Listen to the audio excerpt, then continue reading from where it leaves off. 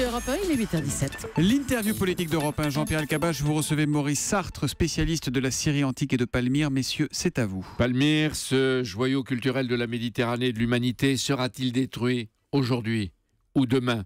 Va-t-il disparaître aujourd'hui ou demain? Question posée à Maurice Sartre. Bienvenue, bonjour. Bonjour. Il y a ce risque? Le risque, il est énorme. L'œuvre de Daesh, si j'ose dire, jusqu'à présent, prouve à quel point l'urgence est absolue.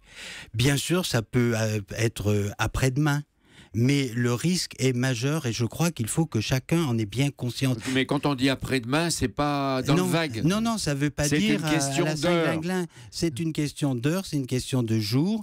Pour l'instant, ils sont en train surtout de massacrer des gens à Palmyre. Cette nuit, les massacres ont commencé. Ça a commencé, mais ça a déjà commencé dans les villages environnants dès la fin de la semaine dernière, où ils ont tué, égorgé des gens, y compris des enfants, sous prétexte qu'ils étaient des suppôts de Bachar el-Assad.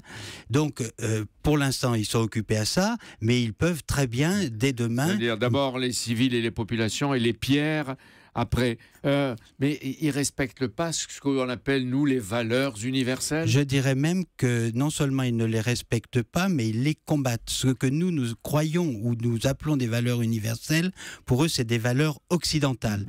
Et leur refus, leur volonté de détruire, de faire table rase du passé, c'est... une stratégie volontaire. Je veux dire que c'est pas le désir d'abattre un petit peu des vestiges qui les gênent du tout. C'est une politique systématique, radicale. Mais pourquoi cette rage de détruire Maurice Sartre et en particulier Palmyre? Mais c'est pas en particulier Palmyre, c'est aussi Palmyre. D'abord parce qu'ils vivent dans une obsession, qui est l'obsession de la lutte contre l'idolâtrie. Or, Palmyre est tout entière évidemment d'époque idolâtre, entre guillemets, puisqu'elle est pré-islamique. Donc, évidemment, il n'y a pas de vestiges d'époque islamique, ou en tout cas très peu, à Palmyre.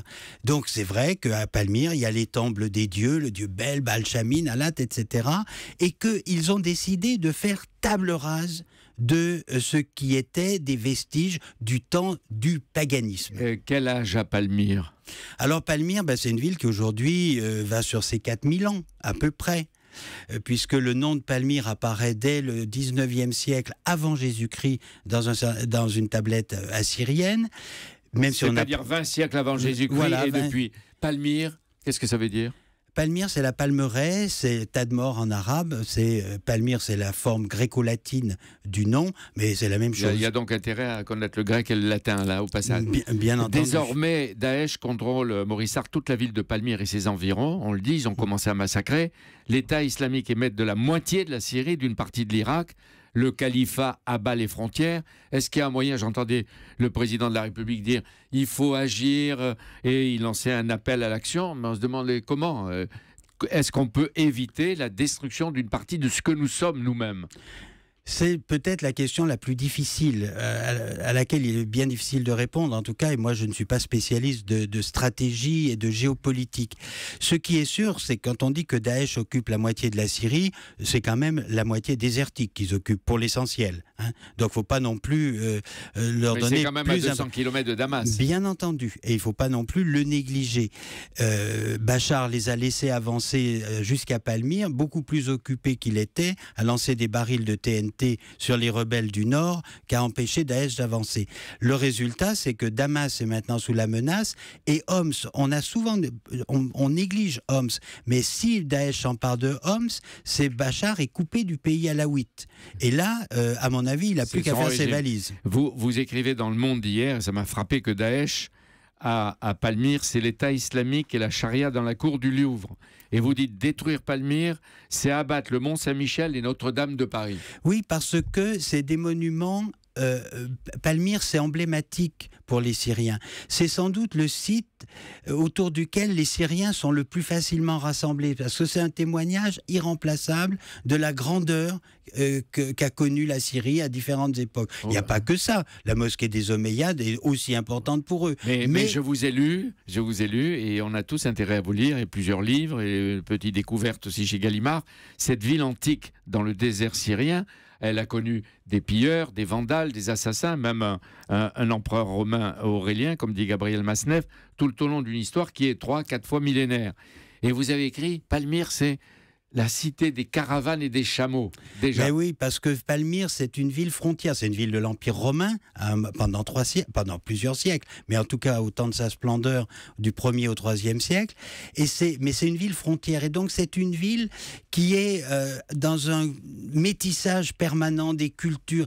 Je dirais que c'est une ville ouverte sur le monde, c'est une culture... Le contraire de l'État islamique. C'est le tout. démenti vivant, en quelque sorte, de ce que prône l'État islamique et tous les racismes et tous les totalitarismes. La Palmeraie, Palmyre, Tadmor, elle a ses dieux, elle a son dieu, son architecture, ses tours, ses tombes, ses ornements funéraires. Elle a ses temples et ses colonnades. C'est ça qui risque d'être détruit aujourd'hui. C'est ça qui risque d'être détruit aujourd'hui. Et en plus, il y a tout ce qu'on ne voit pas et qui risque d'être pillé. Et qui sera pillé. Parce que Daesh pratique de cette façon-là, donne contre-argent comptant des permis de pillage, parce que ça n'appelle pas ça des permis de fouille, à des gens pour acheter des armes. Et ça veut dire que les trafiquants peuvent librement détruire, piller et détruire le site archéologique. Vous nous alertez, Maurice Sartre, parce qu'il y a évidemment ce que vous dites, préserver le visible, mais vous dites qu'il faut continuer les fouilles et explorer parce qu'il y a toute une partie invisible et cachée. Notamment toutes les parties les plus anciennes de la ville de Palmyre qu'on n'a pas encore découvertes et qui resteraient et qui sont forcément enfouies. Le directeur des antiquités de Syrie, vous m'avez dit que c'est un de vos amis, est désespéré, mais en même temps il est prévoyant parce qu'il a transféré des centaines de statues, des objets précieux vers des caches apparemment sûres. Mais il reste des choses à détruire. Est-ce qu'on est au bord d'une catastrophe ? On est au bord d'une catastrophe. Je crois qu'il faut c'est pas faire du catastrophisme que de le dire. Justement. La catastrophe, elle est là.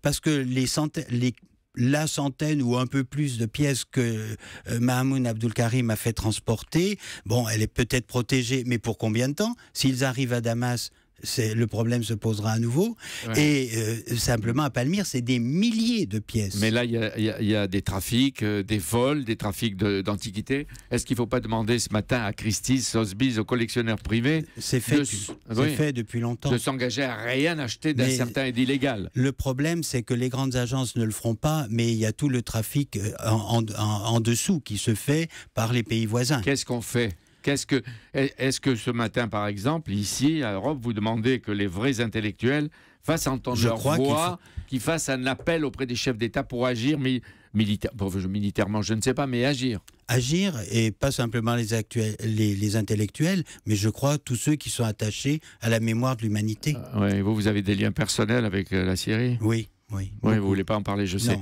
Personne ne doit oublier Palmyre, qui est, vous l'avez montré, Maurice Sartre, une des forces de notre mémoire et en même temps une partie de chacun de nous. Merci Jean-Pierre, merci Maurice Sartre pour cet entretien passionnant. Vous êtes, je rappelle, spécialiste éminent de la Syrie antique et de Palmyre que vous faites vivre ce matin à ce micro. Merci et bonne journée.